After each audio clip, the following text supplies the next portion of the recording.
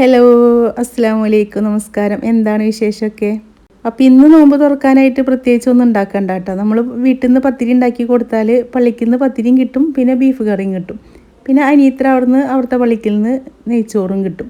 അപ്പോൾ അവരുണ്ടാക്കി കൊടുക്കുന്നുണ്ട് നെയ്ച്ചോറ്. അപ്പോൾ അത് കാരണം അവിടെ നിന്നും കൊടുത്തയക്കും. അപ്പോൾ അത് കാരണം ഇന്ന് പ്രത്യേകിച്ചൊന്നും ഉണ്ടാക്കേണ്ട ആവശ്യമില്ല. പിന്നെ ഇന്ന് എൻ്റെ വല്യമ്മയുടെ ഉമ്മാടെ ആണ്ടാണ്. അപ്പോൾ അതിനെന്തായാലും മൗലൂദ് ചൊല്ലിയിട്ട് നമുക്കൊരു മധുരം വേണമല്ലോ. അപ്പോൾ അതിന് വേണ്ടിയിട്ട് ഞാൻ കുറച്ച് തരി കാച്ചിരിക്കുന്നുണ്ട്. പിന്നെ ഇപ്പോൾ കോഴിക്കോടൊക്കെ ട്രെൻഡിങ് ആയിട്ട് നിൽക്കണ ഒരു കാടമുട്ട അൽഫാം ഉണ്ടല്ലോ, അപ്പോൾ അതും കൂടി ഉണ്ടാക്കിയെടുക്കുന്നുണ്ട് കേട്ടോ. അപ്പോൾ എൻ്റെ വീഡിയോ നിങ്ങൾക്ക് ഇഷ്ടപ്പെടുകയാണെങ്കിൽ, സബ്സ്ക്രൈബ് ചെയ്യാത്തവരാണെങ്കിൽ ഒന്ന് സബ്സ്ക്രൈബ് ചെയ്യൂ കേട്ടോ. അതുപോലെ ബെല്ലൈക്കൺ ഓണാക്കിയൊക്കെ ലൈക്ക് ചെയ്യുക, ഷെയർ ചെയ്യുക, കമൻറ്റ് ചെയ്യുക. അപ്പോൾ പത്തിരിയൊക്കെ ഞാൻ രാവിലെ തന്നെ ഉണ്ടാക്കിയിട്ടുണ്ടായിരുന്നു. 12 മണി ആകുമ്പോഴത്തേനും ഉണ്ടാക്കി വെച്ചിട്ടുണ്ടായിരുന്നു കേട്ടോ, പള്ളിക്ക് കൊടുത്തയക്കാൻ വേണ്ടിയിട്ട്. അപ്പോൾ പത്തിരിയൊക്കെ നേരത്തെ ചുട്ട് വെച്ച കാരണം ഉച്ച കഴിഞ്ഞിട്ട് വലിയ പണിയൊന്നും ഉണ്ടായിരുന്നില്ല കേട്ടോ. അപ്പോൾ അതാ പത്തിരിയൊക്കെ ചുട്ട് വെച്ചിട്ട് പള്ളിക്ക് കൊടുത്തയച്ചിട്ടുണ്ടായിരുന്നു. ബാക്കിയുള്ളത് ഇവിടെ കുറച്ച് വെച്ചിട്ടുണ്ടായിരുന്നു. അപ്പോൾ വാട്ടണതും കുഴക്കണതും നിർത്തിയിട്ടില്ല, നിങ്ങൾ മുന്നേ കണ്ടിട്ടുള്ളതാണല്ലോ. അപ്പോൾ അത് കാരണമാണ് ഞാൻ വെറുതെ ചുടുന്നത് മാത്രമാക്കിയിട്ട് കുറച്ച് എടുത്തിട്ടുള്ളത്. അപ്പോൾ ഇതാണ് പള്ളിക്കിലേക്ക് നമ്മൾ പത്തിരി കൊടുത്തയച്ചാൽ അവിടെ നിന്ന് കുറച്ചുകൊണ്ട് തിരിച്ച് കൊടുത്തയക്കൂട്ടെ. അപ്പോൾ ആ പത്തിരി ഉണ്ട്. പിന്നെ ഇതാ നെയ്ച്ചോറും ഉണ്ട്. നെയ്ച്ചോറ് പനീത്ര അവിടെ നിന്ന് കൊടുത്തയച്ചതാണ്. അപ്പോൾ അതാ നെയ്ച്ചോറുണ്ട്. ഇനി ഇതാ ബീഫ് കറിയും ഉണ്ട്. അപ്പോൾ ബീഫ് കറി നമുക്ക് 2 ദിവസത്തേക്കൊക്കെ കഴിക്കാനുള്ളത് ഇഷ്ടം പോലെ ഉണ്ട് കേട്ടോ. ഈ പള്ളിക്കിൽ നിന്ന് കിട്ടുന്ന കറിക്ക് ഉണ്ടല്ലോ, വല്ലാത്തൊരു ടേസ്റ്റാണ് കേട്ടോ. കഴിച്ചവർക്ക് അറിയുള്ളത്, നമ്മൾ വീട്ടിൽ എങ്ങനെ ഉണ്ടാക്കിയാലും ഈ ഒരു ടേസ്റ്റ് കിട്ടില്ല. അതൊരു മല്ലിയുടെ ഒക്കെ ഒരു പ്രത്യേക ടേസ്റ്റാണ് ഈ ഒരു കറിക്ക്. അപ്പോൾ അതാ ഇത്ര പോലെ നമുക്ക് പള്ളിക്കിൽ നിന്ന് കറിയും കിട്ടിയിട്ടുണ്ട്. അപ്പോൾ നമുക്ക് 2 ദിവസത്തേക്കുള്ള കറിയൊക്കെ ഇഷ്ടം പോലെ ഉണ്ട് കേട്ടോ. അപ്പോൾ ഇന്ന് വേറെ ഒന്നും ഉണ്ടാക്കിയെടുക്കണ്ട, എന്നാലും വലിയമാടെ ആണ്ടല്ലേ. അപ്പോൾ നമുക്ക് എന്തായാലും ഒരു മധുരം വേണം, പിന്നെ എന്തെങ്കിലും ഒരു വീഡിയോക്ക് വേണ്ടല്ലോ എന്ന് വിചാരിച്ചിട്ടാണ് ഉണ്ടാക്കിയെടുക്കുന്നത്. അപ്പോൾ അതാ കാടമുട്ടൊക്കെ ഞാൻ പുഴുങ്ങിയെടുത്തിട്ടുണ്ട്. അപ്പോൾ അതിലേക്ക് വേണ്ടിയിട്ട് വെളുത്തുള്ളി, ഇഞ്ചി, ഇതാ ഒരു ചെറിയൊരു സബോള, കുറച്ച് മല്ലിയില, ബദരീങ്ങളാണ്ടിനുള്ള ചീരിന് പിന്നെ എന്തായാലും നമുക്ക് പള്ളിയിൽ നിന്ന് കിട്ടുന്നതല്ലേ. അപ്പോൾ അത് കാരണമാണ് കേട്ടോ അപ്പോൾ ഇത് ഉണ്ടാക്കിയെടുക്കുന്നത്. പുതിനയില ഉണ്ടെങ്കിൽ അതും കൂടി ഇട്ട് കൊടുത്തോളൂ കേട്ടോ. എൻ്റെ കയ്യിൽ പുതിനയില ഇല്ലാത്തതുകൊണ്ടാണ് ഞാൻ മല്ലിയില മാത്രം ഇട്ട് കൊടുത്തത്. ഒരു ക്യാപ്സിക്കം അതിൻ്റെ ഒരെണ്ണത്തിൻ്റെ ഭാഗമാണ് എടുത്തേക്കുന്നത്. അപ്പോൾ ഇത്ര മസാല ഒന്നും വേണ്ടെങ്കിൽ നിങ്ങൾ ക്യാപ്സിക്കും സബോള എല്ലാം കുറച്ചെടുത്താൽ മതി കേട്ടോ. കുരുമുളക് പൊടി ഇട്ട് കൊടുത്തിട്ടുണ്ട്. പിന്നെ ഇതാ കുറച്ച് ഗരം മസാലപ്പൊടി ഇട്ട് കൊടുത്തിട്ടുണ്ട്. പിന്നെ ഇതാ നമ്മുടെ പെരുംജീരകം ഉണ്ടല്ലോ, വലിയ ജീരകം, അത് ഇട്ട് കൊടുത്തിട്ടുണ്ട്. പിന്നെ നല്ല ജീരകം, ചെറിയ ജീരകം, അതും ഇട്ട് കൊടുത്തിട്ടുണ്ട്. പിന്നെ അത് ആവശ്യത്തിനുള്ള മുളക് പൊടി ഇട്ട് കൊടുത്തിട്ടുണ്ട്. നമ്മൾ കുരുമുളക് പൊടി ഇട്ട് കൊടുത്തതാണ്. പിന്നെ അപ്പോൾ വലിയ എരിവൊന്നും വേണ്ട, ഇത് കുട്ടികൾക്കൊക്കെ കഴിക്കാൻ കൊടുക്കണതാണല്ലോ. അപ്പോൾ അതിനനുസരിച്ചിട്ട് മുളക് പൊടി ഇട്ട് കൊടുത്താൽ മതി കേട്ടോ. പിന്നെ അത് കുറച്ച് മഞ്ഞൾപ്പൊടിയും പിന്നെ കുറച്ച് മല്ലിപ്പൊടിയും കൂടി ഇട്ട് കൊടുത്തിട്ടുണ്ട്.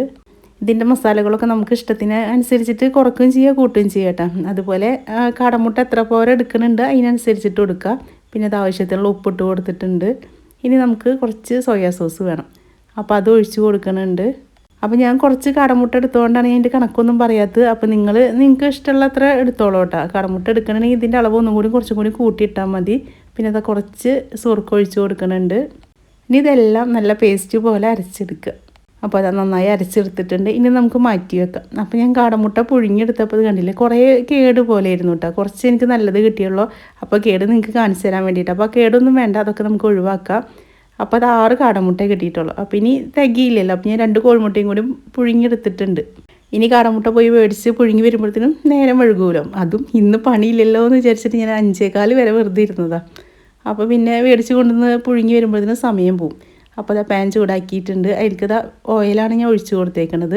അതിലേക്ക് മഞ്ഞൾപ്പൊടി, മുളക് പൊടി, പിന്നെ അത് ആവശ്യത്തിനുള്ള ഉപ്പും കൂടി ഇട്ട് കൊടുത്തിട്ടുണ്ട്. ഇനി അതൊന്നൊരു പച്ചമണം മാറണ വരെ ഒന്ന് ഇളക്കി കൊടുക്കുക. അപ്പോൾ ഞാൻ കോഴിമുട്ട എടുത്തത് കാടമുട്ട ഇല്ലാത്തതുകൊണ്ടാണ് കേട്ടോ. അപ്പോൾ നിങ്ങളുടെ കയ്യിൽ കാടമുട്ട ഉണ്ടെങ്കിൽ കാടമുട്ട എടുത്തോളൂ. കാടമുട്ടയ്ക്കാണ് ഒന്നും കൂടി പ്രത്യേക ടേസ്റ്റ് വരിക, ഇതിലിങ്ങനെ ഇട്ട് ആ മസാലയിലൊക്കെ വെന്ത് വരുന്ന സമയത്ത്. അപ്പോൾ ആ കാടമുട്ട ഇട്ട് കൊടുത്തിട്ടുണ്ട്. അതുപോലെ നമ്മുടെ മുട്ട 4 ആയിട്ട് മുറിച്ചെടുത്തിട്ടുണ്ട്, അതും കൂടി ഇട്ട് കൊടുത്തിട്ടുണ്ട്. ഇനി ഓയിലിൽ കിടന്നിട്ട് കുറച്ച് നേരം ഒന്ന് ഫ്രൈ ആയി വരട്ടെ, ഈ മസാല കയ്യിൽ പിടിച്ച് വരട്ടെ. അപ്പോൾ നമ്മൾ കാടമുട്ടയാണ് ഇങ്ങനെ മുറിച്ചിടാത്ത കാരണം അതിൻ്റെ ഉള്ളിലേക്ക് അങ്ങനെ ഇതാവില്ല. ഇതിൻ്റെ ഉണ്ണിയൊക്കെ ഇതിൽ പെട്ടു പോകുന്നുണ്ട്. അപ്പോൾ അത്ര വ്യത്യാസമുള്ളൂ, ടേസ്റ്റിനൊന്നും വലിയ വ്യത്യാസമായിട്ട് തോന്നണില്ല. അപ്പോൾ ഇതെനിക്ക് പറഞ്ഞു തന്നത് എൻ്റെ ഇത്തയാണ് കേട്ടോ, ഫസിത്തയാണ് ഇങ്ങനെ ഉണ്ടാക്കി നോക്കി നോക്ക് എന്നൊക്കെ പറഞ്ഞിട്ട് എന്നെ വിളിച്ച് പറഞ്ഞത്. ഇത്ത ഉണ്ടാക്കി നോക്കിയിട്ടുണ്ടായിരുന്നു, അടിപൊളിയാണെന്നൊക്കെ പറഞ്ഞു. അപ്പോൾ ആ ഒരു ധൈര്യത്തിലാണ് ഞാനും ഉണ്ടാക്കിയത്. അടിപൊളിയായിരുന്നു കേട്ടോ. നമുക്ക് ആ നോമ്പ് തുറന്ന സമയത്ത് എരിവൊക്കെ കഴിക്കാൻ തോന്നുമല്ലോ, അപ്പോഴൊക്കെ കഴിക്കാൻ പറ്റിയൊരു സാധനമാണ്. എല്ലാവർക്കും ഈ മധുരത്തിനെയും കാട്ടിയൊക്കെ ഇഷ്ടം നമ്മൾ നോമ്പ് തുറക്കൽ കഴിഞ്ഞിട്ട് എരിവുള്ള സാധനങ്ങൾ കഴിക്കാൻ വേണ്ടിയിട്ടാണല്ലോ. അപ്പോൾ ഞാൻ പറഞ്ഞു നിങ്ങൾക്ക് മസാല എത്ര വേണ്ടെങ്കിൽ ഇത് കുറയ്ക്കാം കേട്ടോ. അപ്പോൾ അതൊന്ന് ഫ്രൈ ആയി വന്നിട്ടുണ്ട്. അപ്പോൾ നമ്മൾ ഈ അരച്ച ആ മസാലയും കൂടി ഇതിലേക്ക് ഇട്ട് കൊടുക്കുക. ഇനി ഇതൊന്ന് വറ്റി വരണം. അപ്പോൾ അതുവരെ നമ്മളൊന്ന് ഇളക്കി കൊടുക്കുക. അങ്ങനെ എല്ലാ മുട്ടയിലേക്കൊക്കെ മസാല പിടിക്കണ വരെ അങ്ങനെ എന്താ പറയുക, നമ്മൾ പുരട്ടി വരില്ലേ, അതേപോലെ ആവണം. അപ്പോൾ ഇത് ഉണ്ടാക്കിയെടുക്കാൻ വലിയ ബുദ്ധിമുട്ടൊന്നും ഇല്ല കേട്ടോ. നമുക്കൊരു 10-15 മിനിറ്റിൻ്റെ ഉള്ളിൽ സാധനം റെഡിയാക്കുക. കാടമുട്ട പുഴുങ്ങി വെക്കണം, ആ ഒരു പണി മാത്രമേ ഉള്ളൂ. പിന്നെ എന്നെപ്പോലെ ഒരു പാക്കറ്റൊന്നും മേടിക്കേണ്ട, 2-3 പാക്കറ്റ് മേടിച്ചോളൂ കേട്ടോ. ഇപ്പോൾ കാടമുട്ട മുഴുവനും കേടായിരുന്നു, അതിലാകെ 5-6 കിട്ടിയിട്ടുള്ളൂ. അപ്പോൾ നമുക്ക് കാടമുട്ടയിൽ തന്നെ ഉണ്ടാക്കണമെങ്കിൽ ഒരു 2-3 പാക്കറ്റൊക്കെ മേടിച്ചിട്ട് ഉണ്ടാക്കിയാൽ മതി. ഈ ഒരു സമയത്ത് ശരിക്കും നമ്മൾ അൽഫാമൊക്കെ ഉണ്ടാക്കില്ല, അതിൻ്റെ ഒരു മണം വരുന്നുണ്ട് കേട്ടോ, നല്ലൊരു മണമായിരുന്നു. പിന്നെ ഞാനൊരു കാര്യം പറയാൻ വിട്ടുപോയി, നമുക്ക് സുർക്കയുടെ പകരം തൈര് ഒഴിച്ച് കൊടുക്കാം കേട്ടോ. എൻ്റെ കയ്യിൽ തൈര് ഇല്ലാത്തതുകൊണ്ടാണ് ഞാൻ സുർക്ക ഒഴിച്ച് കൊടുത്തത്. അപ്പോൾ നിങ്ങളുടെ കയ്യിൽ തൈരൊക്കെ ഉണ്ടെങ്കിൽ തൈര് ഒഴിച്ച് കൊടുത്താൽ മതി. അപ്പോൾ ഇത് നന്നായി പുരട്ടി വന്നിട്ടുണ്ട്, കണ്ടില്ലേ, ആ മുട്ടയിലൊക്കെ ആ മസാലയൊക്കെ നന്നായി ഇങ്ങനെ പറ്റി പിടിച്ച പോലെ ആയിട്ടുണ്ടല്ലോ, കണ്ടില്ലേ, നിങ്ങൾക്ക് കാണുമ്പോൾ തന്നെ മനസ്സിലാവണുണ്ടാവും അല്ലേ. അപ്പോൾ നമ്മുടെ കാടമുട്ട അൽഫാം ഇവിടെ റെഡിയായി വന്നിട്ടുണ്ട്. ഇനി അത് മാറ്റി വെക്കാം. അപ്പോൾ കുറച്ച് തരി കാച്ചെടുക്കാനുണ്ടല്ലോ. അപ്പോൾ ഞാൻ ഇത് ഈസി ആയിട്ട് ഉണ്ടാക്കുന്ന തരിയാണ് കാണിച്ചു തരുന്നത് കേട്ടോ. അപ്പോൾ ഞാൻ ഇതിലേക്ക് ഇട്ട് കൊടുത്തത് ഡാൽഡയാണ്. നിങ്ങൾക്ക് നെയ്യ് ഇഷ്ടമുള്ളവരാണെങ്കിൽ നെയ്യ് ഇട്ട് കൊടുത്തോളൂ കേട്ടോ. ഇവിടെ നെയ്യ് ഇഷ്ടമില്ലാത്ത കാരണമാണ് ഞാൻ കുറച്ച് ഡാൽഡ ഇട്ട് കൊടുത്തേക്കുന്നത്. പിന്നെ ഒരു ചെറുള്ളി അരിഞ്ഞത് ഇട്ട് കൊടുത്തിട്ടുണ്ട്. അതൊന്ന് വാടി വരുമ്പോൾ നല്ല കരിഞ്ഞു പോകരുത് കേട്ടോ. ആ ഒരു കളറാകുമ്പോൾ കുറച്ച് സേമിയ ഇട്ട് കൊടുത്തിട്ടുണ്ട്, അതുപോലെ കുറച്ച് റവയും കൂടി ഇട്ട് കൊടുത്തിട്ടുണ്ട്. ഇനി എല്ലാം കൂടിയിട്ടൊന്ന് റോസ്റ്റായി വന്നോട്ടെ, ഒന്ന് ഇളക്കി കൊടുക്കുക. സിമ്മിലാക്കി വെച്ചാൽ മതി കേട്ടോ. നല്ല ഹൈ ഫ്ലെയിമിലാണെങ്കിൽ എൻ്റെ പാത്രം കരിഞ്ഞ പോലെ കരിഞ്ഞു പോവും. അപ്പോൾ അതും കൂടി ഒന്ന് ശ്രദ്ധിക്കുക. ഇനി ഇതാ ഒന്നും കൂടി നന്നായി ഒന്ന് ഇളക്കി കൊടുത്തതിൻ്റെ ശേഷം നമുക്ക് തേങ്ങാപ്പാൽ ഒഴിച്ച് കൊടുക്കാനുള്ളതാണ്. പശുമ്പാൽ ഇഷ്ടമുള്ളവരാണെങ്കിൽ പശുമ്പാലിൽ ഉണ്ടാക്കിയെടുക്കുക കേട്ടോ. അപ്പോൾ തൈരിയൊക്കെ തേങ്ങാപ്പാലിൽ ഉണ്ടാക്കിയാലാണ് അതിൻ്റേതായ ഒരു നാടൻ ടേസ്റ്റ് വരുള്ളൂ. എനിക്ക് അങ്ങനെയാണ് തോന്നിയേക്കുന്നത്, പലവർക്കും പല ഇഷ്ടമാവും. അപ്പോൾ ഇത് 2ാം പാലാണ് ഒഴിച്ച് കൊടുത്തേക്കുന്നത്. ഇനി ഇത് നന്നായിട്ടൊന്ന് ഇളക്കി കൊടുക്കുക, അടി പിടിക്കരുത് കേട്ടോ. നമ്മൾ കട്ട കുത്താതെ നന്നായിട്ടൊന്ന് ഇളക്കി കൊടുക്കുക. ഇങ്ങനെ ആകുമ്പോൾ നമുക്ക് പെട്ടെന്ന് തൈര് ഉണ്ടാക്കിയെടുക്കാൻ പറ്റും. അല്ലെങ്കിൽ നമ്മൾ തേങ്ങാപ്പാൽ അല്ലെങ്കിൽ പാൽ തിളപ്പിച്ച് പിന്നെ വേറൊരു പാത്രത്തിൽ എല്ലാം ചൂടാക്കി എടുക്കുമ്പോഴത്തേനും കുറേ സമയം വഴുകുമല്ലോ. അപ്പോൾ ഇങ്ങനെയൊക്കെ ഉണ്ടാക്കിയെടുക്കാൻ നമുക്കൊരു 10-15 മിനിറ്റിൻ്റെ ഉള്ളിൽ തൈര് റെഡിയാക്കിയെടുക്കാം. ആകെ ശ്രദ്ധിക്കേണ്ടത് തേങ്ങാപ്പാൽ നന്നായി തിളച്ച് പൊന്തി ഇങ്ങനെ പുറത്തേക്ക് പോവും. അതൊന്ന് ആ ഒരു സമയം പോന്ന് ഇളക്കി കൊടുത്താൽ മതി. ഞാൻ പറഞ്ഞില്ലേ, ഇപ്പോൾ കണ്ടപ്പോൾ നിങ്ങൾക്ക് മനസ്സിലായിട്ടുണ്ടാവുമല്ലോ. അത് മാത്രം ശ്രദ്ധിക്കാവുള്ളൂ, വേറെ ഒരു പണിയില്ല. അപ്പോൾ ഇത് നന്നായി കുറുകി വരരുത് കേട്ടോ. അപ്പോൾ നന്നായി കുറുകി വന്നാൽ നമ്മൾ കുടിക്കുന്ന സമയത്ത് നല്ല കട്ടായി പോവും. അപ്പോൾ കുറച്ച് ലൂസിൽ തന്നെ മതി. അപ്പോൾ അത് ആവശ്യത്തിനുള്ള മധുരം കൂടി ഇട്ട് കൊടുത്തിട്ടുണ്ട്. അപ്പോൾ ഞാൻ വലിയ മധുരം ഇടുന്നില്ല, നമുക്ക് കുടിക്കാനുള്ളൊരു മധുരം മാത്രമാണ് ഇട്ട് കൊടുക്കുന്നത്. നിങ്ങൾക്ക് മധുരം ഇഷ്ടമുള്ളവരാണെങ്കിൽ കുറച്ചും കൂടി മധുരം ഇട്ട് കൊടുത്തോളൂ കേട്ടോ. അപ്പോൾ അത് നന്നായി തിളച്ച് പൊന്തി വന്നിട്ടുണ്ട്. അപ്പോൾ ഞാൻ കുറച്ച് നല്ല ജീരകം ഇട്ട് കൊടുത്തിട്ടുണ്ടായിരുന്നു, അതിൻ്റെ വീഡിയോ എടുത്തില്ല. പിന്നെ 2 ഏലക്ക പൊടിച്ചിട്ട് അതിൻ്റെ കുരു മാത്രം ഇട്ട് കൊടുത്തിട്ടുണ്ട്. ഏലക്കപ്പൊടിയൊക്കെ പൊടിച്ച് വെച്ചിട്ടുണ്ടെങ്കിൽ അതൊക്കെ ഇട്ട് കൊടുക്കുക കേട്ടോ. പിന്നെ ഈ തരിയിൽ നല്ല ജീരകം ഇടുമല്ലോ, അപ്പോൾ ഒരു നല്ലൊരു മണമാണ്. ഞാൻ ചെറുപ്പത്തിലൊക്കെ തരി കുടിക്കുമ്പോൾ അതിൽ നല്ല ജീരകം ഉണ്ടാവാറുണ്ട്. അപ്പോൾ ആ ഒരു ഓർമ്മയിലാണ് ഞാൻ തരി ഇട്ട് കൊടുത്തേക്കുന്നത്. ഒരു 5-6 ഉണ്ടാവുള്ളൂ, കൂടുതലും ഇട്ട് കൊടുത്തിട്ടില്ല കേട്ടോ.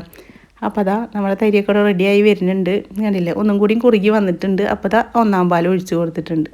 1ാം പാൽ ഒഴിച്ച് കൊടുത്താൽ അപ്പം തന്നെ സ്റ്റവ് ഓഫാക്കുക. ഇനി തിളച്ച് പോകരുത് കേട്ടോ. ഇനിയിപ്പോൾ നമ്മളപ്പം കുടിക്കണമല്ല, അപ്പം വലിയതായിട്ട് ചൂടാക്കി എടുക്കുകയൊന്നും വേണ്ട. നമ്മളിത് കുറേ നേരം വെച്ചിരിക്കണമെന്നില്ലല്ലോ, അപ്പോൾ നാശമായി പോകുന്നുള്ള പേടിയൊക്കെ ഉണ്ടെങ്കിൽ ഒന്ന് നിങ്ങൾ ചൂടാക്കി എടുത്തോളാം. അല്ലെങ്കിൽ അതിൻ്റെ ആവശ്യമില്ല, നമുക്കിത് അതൊഴിച്ച് ഉടനെ സ്റ്റവ് ഓഫാക്കാം. അപ്പോൾ നമ്മുടെ തരി ഇവിടെ റെഡിയായി വന്നിട്ടുണ്ട്. ഞാൻ പറഞ്ഞില്ലേ, ആ ഒരു ലൂസിൽ നമ്മൾ എടുത്ത കാരണമാണ് ഇപ്പോൾ ആവശ്യത്തിനുള്ള കട്ടിയായി വന്നത്. അപ്പോൾ നിങ്ങൾക്ക് എൻ്റെ വീഡിയോ ഇഷ്ടമായി ഉണ്ടാവും എന്ന് വിചാരിക്കുന്നു. അപ്പോൾ ലൈക്ക് ചെയ്യാനും ഷെയർ ചെയ്യാനും കമൻറ്റ് ചെയ്യാനും മറക്കല്ലേ കേട്ടോ. അപ്പോൾ ഇൻഷാ അല്ലാഹ് നല്ലൊരു വീഡിയോ ആയിട്ട് നമുക്ക് അടുത്ത ദിവസം കാണാം.